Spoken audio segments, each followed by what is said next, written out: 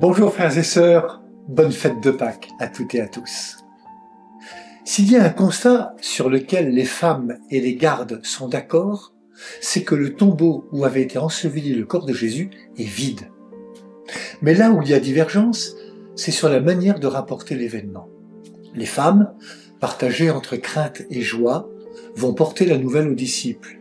Elles acceptent un chemin de foi, elles se laissent questionner.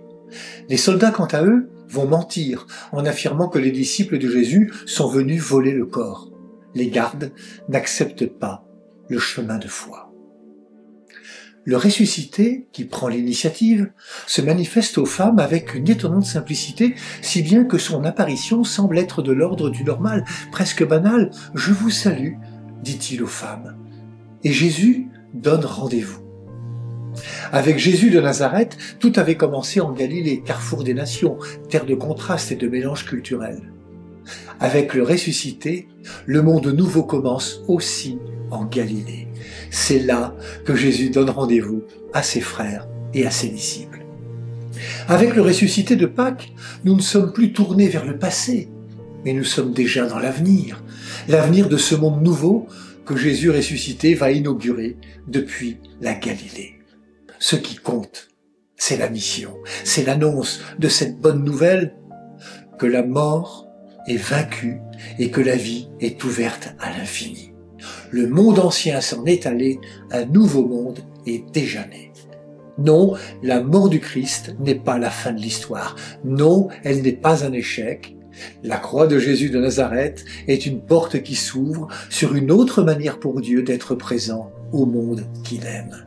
Dieu n'a pas abandonné l'humanité. Et c'est lui qui, prenant l'initiative, choisit des femmes comme premiers témoins de la résurrection. Il est intéressant de noter que dans les 4 évangiles, les femmes sont les premières témoins de la résurrection de Jésus.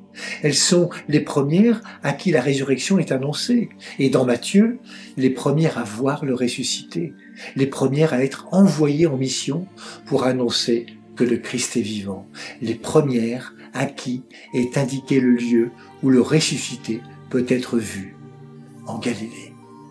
Et si la Galilée est de nouveau citée, c'est bien pour signifier que le message de l'Évangile doit s'ouvrir au monde entier.